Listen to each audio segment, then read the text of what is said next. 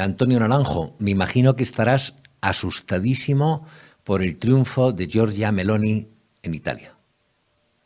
Hombre, yo creo que los españoles ya salimos asustados de casa, ¿no? O sea, llevamos 4 años con un gobierno que no puede asustarte más ningún otro, ¿no? O sea, un gobierno que se sustenta en Pablo Echenique, en Arnaldo Tegui, en Oriol Junqueras y en Pedro Sánchez es difícil de empeorar. O sea, a mí no me asusta, pero porque ya vengo asustado. Es decir, sí que me parece que merece una reflexión, Alfonso, qué está pasando con la política tradicional para que a mucha gente le parezca que la única alternativa para que les atiendan en sus problemas reales y no en esa agenda ficticia de realidades paralelas que improvisa una parte de la izquierda europea y prácticamente la totalidad de la izquierda española, pues sea votar a partidos que no hacen rehenes. Es decir, que lo resuelven todo con un brochazo y con una idea muy gruesa que sin embargo impacta en la ciudadanía, ¿no? Yo pensaba, por ejemplo, como ejemplo práctico, ¿qué diría Meloni de lo que pasó este fin de semana en Barcelona, en las fiestas de la Merced? Y lo que diría seguramente se aleja mucho de lo que hemos escuchado a los políticos casi de todo tipo españoles, ¿no? Bueno, pues seguramente los barceloneses también votarían a Meloni si lo que les dice ante lo que están viendo, que es una manada de 500 indeseables arrasando su ciudad impunemente, es que ella va a poner fin a eso, mientras luego otros le están hablando de sororidad y de inclusividad y de no sé qué demonios, que están muy bien, pero no resuelven ni el hambre, ni el miedo, ni la ruina de la gente. Bueno, ¿tú crees que en España, es decir, un fenómeno como el que se ha producido en Italia, de rechazo, porque más que un voto, es decir, Meloni ha sacado el 26%, Fratelli d'Italia, pero en realidad lo llamativo es el hundimiento total de la izquierda. Es decir, la izquierda ha perdido en todos los lados. ¿Tú crees que en España se puede producir algo similar cuando lleguen las elecciones?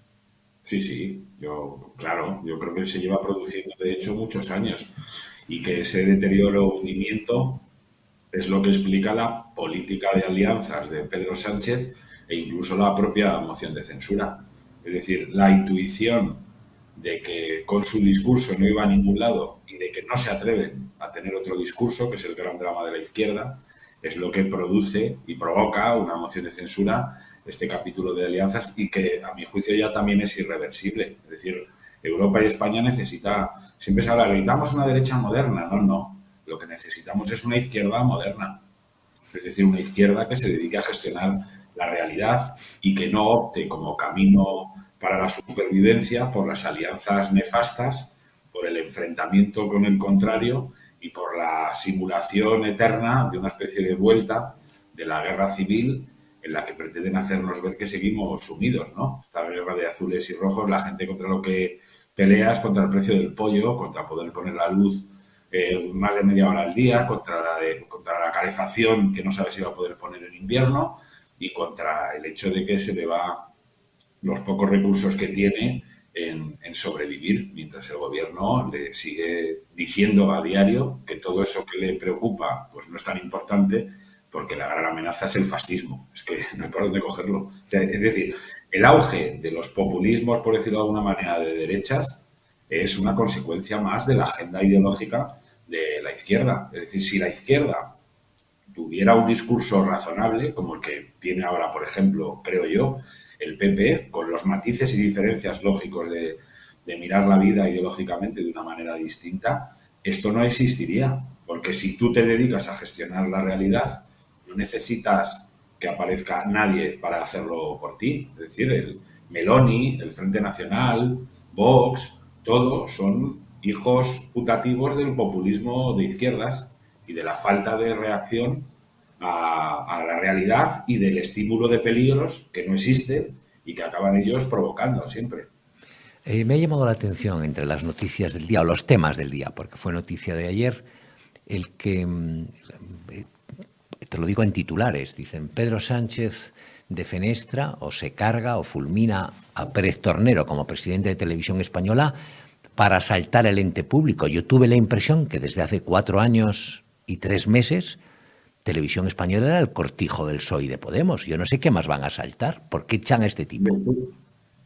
Tú acuérdate que el primer decreto de la larga lista de decretos que firma Pedro Sánchez cuando llega a la Moncloa con Pablo Iglesias es el decreto para nombrar a Rosa María Mateo administradora única de Radio Televisión Española. Es decir, lo primero que hace es asaltar el ente público, después de haber hecho una purga que al parecer no es relevante si nos afecta pues, a periodistas como tú, como yo y como tantos otros, ¿no? Que luego, que yo no les deseo ningún mal, pero es que luego suprimen un programa Cintora a Javier Ruiz o a Sardás y se lo acaban quitando y parece que de repente peligra la libertad de expresión, pero cuando nos fumigan a los demás de las humildes tertulias a las que rara vez hemos ido, pero hemos ido a 24 horas de Televisión Española, era como un ajuste de cuentas necesario, ¿no? Y no le deseo ningún mal a ninguno de esos periodistas, que a mí me parece que un país se enriquece con todas las voces. Bueno, pero quiero decir que ya estaba asaltada la Televisión Española, efectivamente. Debe ser que no le basta, Alfonso.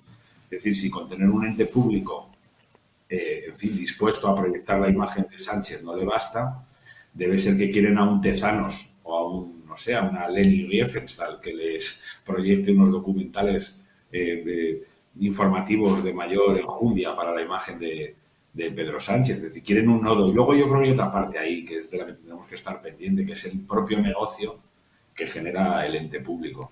Yeah. Es decir, estamos hablando de un monstruo con cientos de millones de presupuesto, con una capacidad de contratación inmensa, en un país en el que vemos movimientos de grupos mediáticos o de grupos empresariales pues muy importantes, ¿no? Tanto en el grupo Prisa, hemos visto cómo ha cambiado el grupo Prisa en los últimos años con la entrada de fondos de inversión, que al final también acaban entrando en otras empresas como Indra, cosa que ha pasado desapercibida y es llamativa. O sea, que el pez chico, que es Prisa, entre en el pez grande, que es Indra, cuando hace nada ha tenido que ser rescatada la primera, me resulta llamativo, ¿no? Y todos esos Migueles que pululan por el entorno de Moncloa seguro que también tienen un ojo puesto en Radio Televisión Española. No lo sé, no, pero sí que creo está bien que el apuntado. ente Yo no público... había visto la parte del negocio. Yo la parte del negocio y la contratación en lo que queda, mucho no les va a quedar. Tienen menos de un año para forrarse. Hay otro tema, y ese sí es del día, sí es de hoy. De repente, por sorpresa, Ximo Puig, presidente en entredicho de la Comunidad Valenciana, anuncia bajadas de impuestos. Y eso parece contradecir, por lo menos en apariencia, lo que es la línea oficial del PSOE, del gobierno PSOE-Podemos en el conjunto de España. ¿A qué se debe esto? Es evidente, se debe a que por mucho que se empeñen, nadie le va a comprar la idea a Pedro Sánchez de que mantener uno de los 5 esfuerzos fiscales mayores del mundo en el país que más se ha empobrecido en Europa y que sin embargo mantiene más ministerios abiertos es una gran idea. Y entonces Ximo Puig, Page, Lambán, Vara y todos estos que hacen un poco de coristas de Pedro Sánchez cuando tienen una reunión, cuando se vuelven a su pueblo, saben que tienen que hacer un esfuerzo de reducción fiscal inevitable porque la gente está arruinada. Y además tampoco ha colado esa idea absurda de que el gobierno lo que está intentando es apretarle las clavijas a los ricos. Mira, hay un dato que es que deberíamos repetirlo hasta la saciedad. La liquidación de la agencia tributaria del mes de julio, que es la última cerrada por completo, dice que el 91% del excedente de recaudación del Estado, el 91%, es decir, prácticamente todo, procede del IRPF y del IVA. Es decir, de la nómina de los trabajadores y de lo que tienen que declarar a continuación, y del consumo cotidiano de todo el mundo, no solo de los millonarios, también de la señora que tiene que dar de comer a 4 hijos con un sueldo muy modesto, o del chaval que se ha independizado y vive en un piso compartido con 800 euros de nómina. O sea, de ahí sale la recaudación, el excedente de recaudación, que puede llegar a ser de 32.000 millones de euros a finales de año, Alfonso. O sea, 32.000 millones de euros más para el Estado, un 11% de empobrecimiento para el conjunto de la ciudadanía. Ante ese desequilibrio feroz, no le queda más remedio a los presidentes autonómicos que tienen elecciones en unos meses que empezar a aligerar la carga fiscal sobre sus ciudadanos. Es así de sencillo.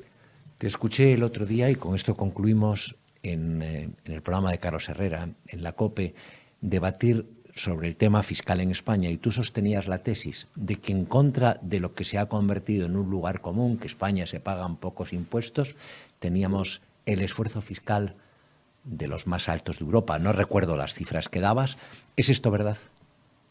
Claro, es que esta es otra de las engañifas públicas, que no es debatible además. O sea, podemos debatir, pero siempre a partir de hechos, ¿no? Entonces, este mantra de que en España se pagan pocos impuestos nace de una trampa que la explico muy rápido, Alfonso. Lo que la recaudación de impuestos supone para el Producto Interior Bruto español, efectivamente es hasta 7 puntos más bajo que en los países más importantes de Europa. Es decir, nosotros con nuestros impuestos conseguimos cubrir una parte del Producto Interior Bruto más baja. Pero eso no significa que cobremos poco, que paguemos pocos impuestos. Lo que significa es que hay más paro y más economía sumergida. Y por tanto, los impuestos que pagamos no llegan a cubrir en la misma cuota que en otros países sobre su Producto Interior Bruto. Pero lo que mide los impuestos que realmente pagamos es el esfuerzo fiscal. Es decir, eso es lo que mide cuánto paga cada uno con su renta, cuánto paga cada uno con sus ingresos. Bien, pues ese esfuerzo fiscal, que es realmente lo que cada uno pone sobre la mesa para el Estado cada año, está entre los 5 más importantes de Europa. ¿Cuál sería la solución? Pues que hubiese más cotizantes, es decir, menos paro, y que hubiese menos economía sumergida, que en España se calcula que es el doble de la de los países avanzados de la Unión Europea. De esa manera, ¿qué conseguiríamos? Que la recaudación para el Estado subiera, pero al mismo tiempo que el esfuerzo fiscal de cada contribuyente pudiera reducirse. ¿Qué es lo que hacen estos? A los que ya tenemos localizados y les hemos cogido la matrícula, les subimos sine die los impuestos, y al resto, bueno, pues que se busquen la vida, porque mucha gente en este país lo pasa mal y no está en esa situación porque quiera. Pero también hay una parte que vive muy a gusto en ese lado oscuro de la agencia tributaria, que básicamente les permite tener una paguita o una subvención y luego con 4 ñapas que hagan sin necesidad de declararlas, tiran para adelante, ¿no? Entonces, este país lo que necesita es que haya menos paro y más cotizantes, no que paguemos más impuestos los que ya pagamos muchos. Muchísimas gracias, Antonio Naranjo. Ha sido un placer, como siempre.